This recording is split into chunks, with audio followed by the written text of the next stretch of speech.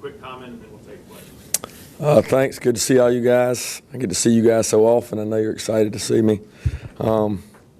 Really excited about this year defensively. Got a lot of new faces, a lot of guys that with some inexperience, and we're really excited about the work they've done so far. They're really energetic out there, hungry to learn, and it's kind of different for me. From my perspective, I'm looking from linebackers now, so I see all those young guys back there in the secondary, and it reminds me a lot of when we first got here, that first spring and that first fall.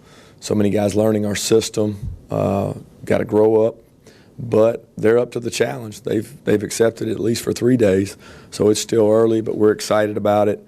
Up front, we seem like we got a lot of depth, but obviously not as talented right now, just from the experience perspective with the inside three. So as you can tell, we lost a lot of guys, but we're really excited about the challenge in front of us. They're working every day and excited about it, and so am I. So it's a lot of new faces. Coach, I talked to Dante the other day and a couple of players last year, and they were talking about your defensive philosophy and maybe how it was a departure from your predecessor, and no ill will towards him, but just how it was different, and how not only they have their assignments to learn, but they have the whole defensive philosophy to learn and coverages. I'm just interested, is that an accurate portrayal of your defensive philosophy? I think anytime you're coaching a group for the first time, there's going to be differences in the way you coach and the last guy. And Coach Wilson and I are good friends, and my perspective comes more from a back-end perspective, and I think it's really important, especially in this defense, Coach Saban's defense. It really helps to know what's going on behind you, and for them to get that perspective, I know it's helped Dante some and helped some other guys to understand why they were doing what they were doing, and they feel more comfortable that way. I talked to also Kareem the other day. He's with the Texans now. I talked to him about his new deal, and he told me that being there, that playing in this defense has helped him tremendously, that this was a more intricate defense and what he's playing in there. And some of the other guys talk about how big the playbook is. How good does that make you feel that you know that you're preparing guys that go on to the NFL, you're preparing them so well? Well, it only makes you feel good if you play well, because you can certainly do too much and not be successful. Fortunately, we had some smart kids that accepted the challenge and did well with it, and Kareem was one of those guys. You're talking about a guy that when he first got here was a lot like these guys, had never really played corner, was a high school running back, and he accepted the challenge and was a great kid, and he calls me now all the time. And even their secondary coach, David Gibbs, told me, he said, y'all do a lot on defense. I can evaluate Kareem and know that he can play every technique that we're going to ask him to play, plus some that I would like to use that maybe they don't do just because they don't have the same time that we have with the players.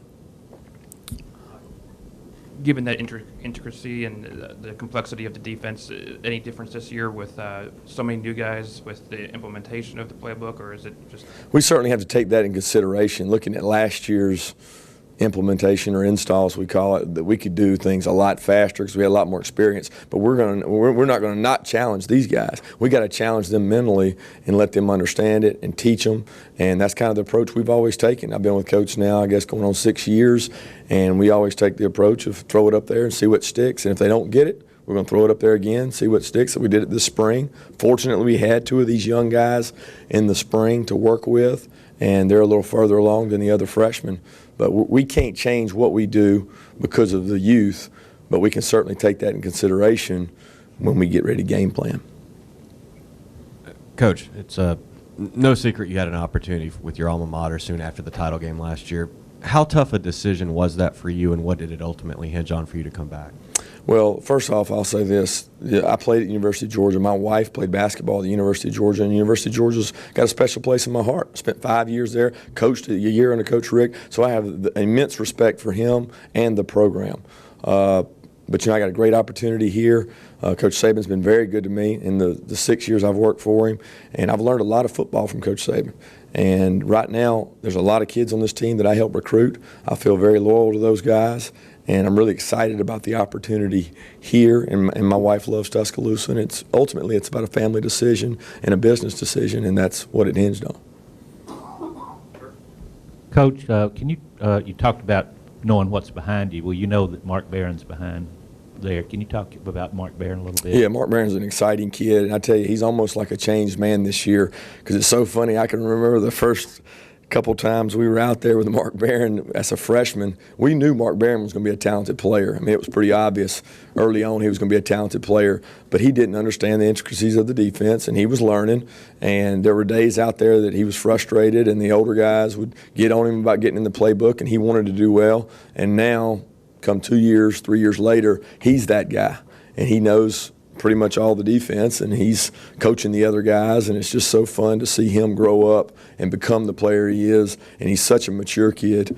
He's not really a silly guy. He's all about business, and he does a great job of leading the other guys, and he makes me feel real comfortable back there, and he helps the younger players. Coach McElwain was talking about how, since he's been here for a couple of years with you and Coach Saban, that you guys kind of have a feel for the unspoken, since you know kind of each other's nuances and that thing. Can you just kind of talk about that? Yeah, I guess it's a lot of familiarity between Coach Saban and I, and there's times when he's very organized, very detailed, and there's a comfort level, obviously, with he and I, of he understands I know those details, and I demand those same details. But we might be doing a practice schedule, and I know where he's going, and sometimes it goes unspoken.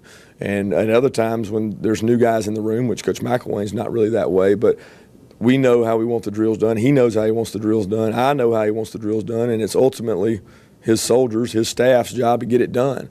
And so it's just, I know a lot of guys, if they don't know or they don't interpret it the same way, they'll come ask myself or Coach Williams, because we've been with Coach Saban so long, so we might know better details about what he wants.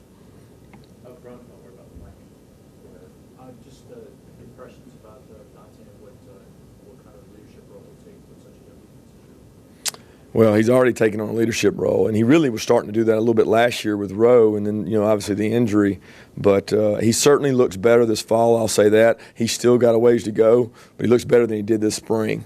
And Dante is really challenging younger players to learn the defense. He's challenging younger players to compete out at practice. And as long as he continues that, I mean, we've had one day in pads, guys, so let's be honest. It's hard to observe right now. But if he continues to do that, he can take on that role that we need him to. Thanks, Kirk. Thank y'all.